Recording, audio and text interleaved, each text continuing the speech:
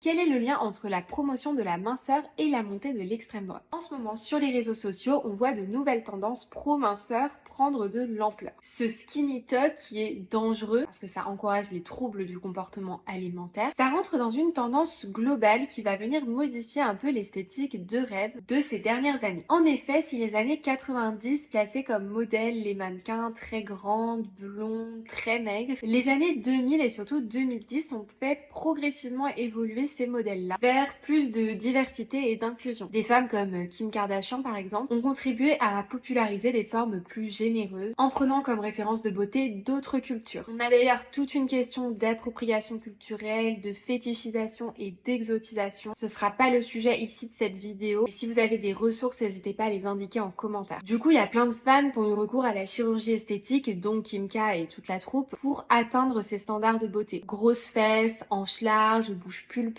poitrine généreuse. Mais ces dernières années, l'esthétique a changé. Je vous donne un exemple très concret avec le rebranding récent de Pretty Little Thing, qui est passé d'une esthétique dite BBL à une esthétique quiet luxury, clean girl, qui s'inspire plutôt que de la fille sexy et pulpeuse, des codes du luxe et de la tradition. Alors quel est le lien avec l'extrême droite? Bon, déjà, on voit que la hausse de ces tendances, elle est corrélée avec la montée de l'extrême droite dans le monde entier. Ça, c'est une certitude. Mais corrélation ne veut pas dire causalité. Pour autant, le fait de promouvoir un certain physique en rejetant d'autres, ça, c'est un truc typique de l'extrême droite. On pense évidemment au modèle arien très cher au Troisième Reich. Faire disparaître de son esthétique, comme l'a fait Pretty Little Thing, toute une partie de la population qui est beaucoup plus soumise à des discriminations, c'est très lié avec la volonté trumpiste d'effacer les diversités. En montrant un idéal de femme sage et traditionnelle, on invite aussi à se conformer à de nouvelles normes qui font un peu penser à la tradwife, etc. Le contrôle du poids est aussi très lié au contrôle du corps des femmes. Bien sûr, je ne dis pas que les idéaux de l'esthétique BBL n'étaient pas problématiques, bien au contraire parce qu'ils poussaient aussi à la chirurgie esthétique et au complexe. Et surtout, même si c'était pas forcément bien fait avec toutes les questions d'appropriation culturelle et tout,